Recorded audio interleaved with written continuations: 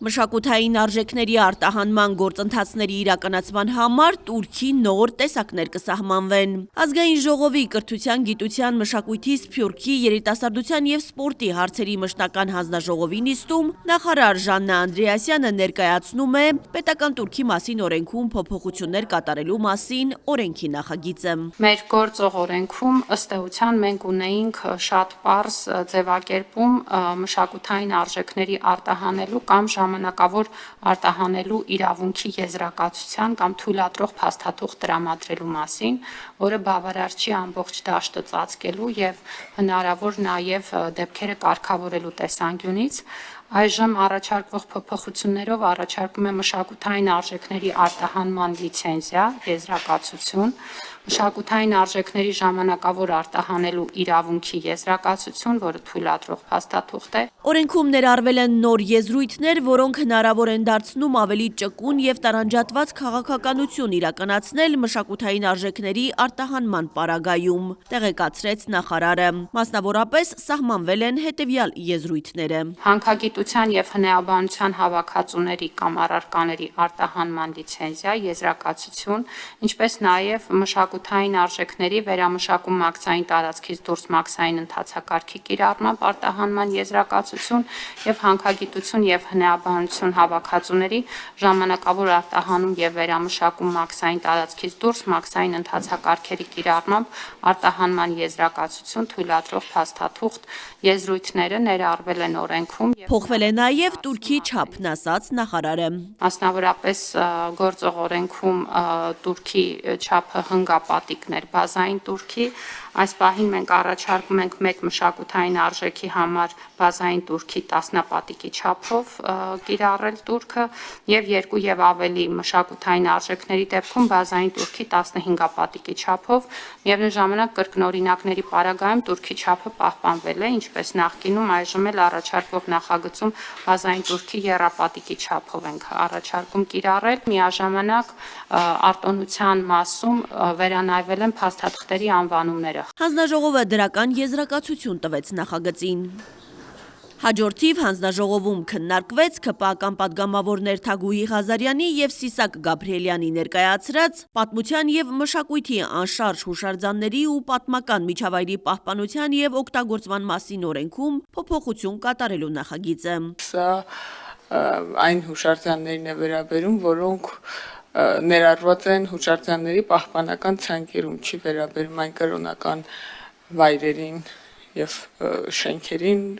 որոնք ներառված չեն պահպանական ցանկերում հուշարձանների։ Առաջարկություն ստացել ենք կառավարությունից,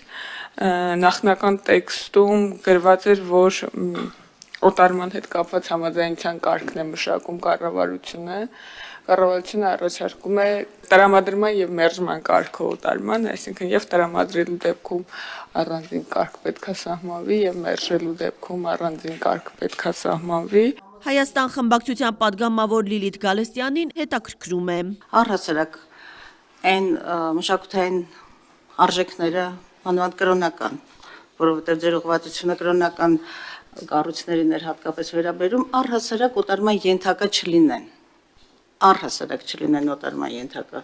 Իսկ ինչու չեք դիտարկել այդ առաջարկությունը կամ այդ տարբերակը։ Շնորհակալություն առաջարկի համար Տիկին Գալստյան, այդ առաջարկը դուք առաջարկում եք այն տարբերակը, որը նախնական տարբերակն է եղել այն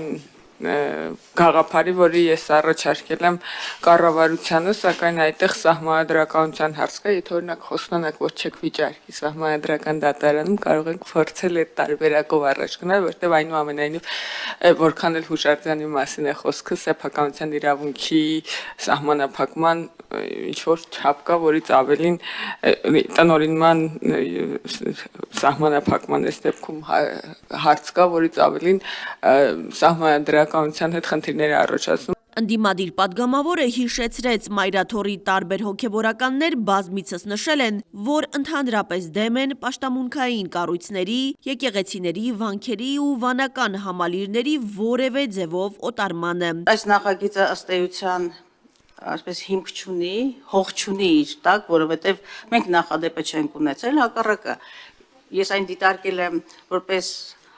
հայ առաքելական եկեղեցու նկատմամբ սանձազերծված արշավանքի եւ նրա նսեմացման արշավանքի որ ինչ որ մի հատված եւ այդ մարդիկ նաեւ ասում են որ առհասարակ մենք դեմ ենք ոչ թե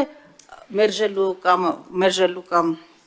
չմերժելու կարգերի մասին է խոսքը, առհասարակ մերժումի մասին է խոսքը։ Ընդհանրապես սա մտածածին նախաձեռնությունն է, հող չունեցող եւ այսպես թե այնպես սեփականության իրավունքի հետ ինքը որոշակի մեղանչումներ ունի եւ որևէ խնդիր չի լուծում գոնե հայ առաքելական եկեղեցու ժառանգության հատվածով։ Նախագծի հեղինակն արձագանքում է. Շատ կոպիտ ասեմ, առանց կարգավորման կարելի է առնել ծախել բան, դրան դեմ են։ Ոչ, այդ հակառակը օտարելը բացառելի է։ Չէ, հիմա ենթադրելի է։ Չէ, ոչ, ո՞նց է ինձ ոչ։ Լավ, օքեյ, հասկացա։ Պետական ցանկերում ներառված պաշտամունքային առարկաները եկեղեցիների եւ շինությունների մասին է խոսքը հատկապես այս նախագծում առհասարակ պիտի օտարման ենթակա չլինեն որպես համազգային ժառանգություն։ Սա եկեղեցու նկատմամբ տոտալ արգելք չէ, մեկնաբանում է Արդարադատության նախարարի տեղակալ Տիգրան Դադունցը։ Մենք մեր գործընկերների հետ եկել ենք այս հավասարակշռված մոտեցմանը, որ ոչ թե արգելք սահմանվի, այլ սահմանափակում սահմանվի օտարման, ամեն դեպքում սա էլ է սահմանափակում, երբ որ սուբյեկտը պետք է կառավարությունից հայցի թույլտվություն, համաձայնություն այդ գույքը օտարելու հետ կապված։ Տեղեկացնենք, որ իշխանական падգամավորների ներկայացրած նախագծով հուշարձանների պետական ցանկերում ներառված պաշտամունքային կառույցները հնարավոր կլինի օտարել բացառապես կառավարության համաձայնությամբ։ Գործադիրը կարող է չտալ այդ համաձայնությունը, եթե կա տվյալ գույքը ոչ հանրօգուտ կամ ոչ նպատակային օգտագործելու ռիսկ, եթե գործարքի պայմանները հակասում են հանրության շահերին կամ ներկայացված փաստաթղթերը կեղծ են կամ խեղաթյուրված։ Հասմիկ Ֆահրադյան, Արմալուր։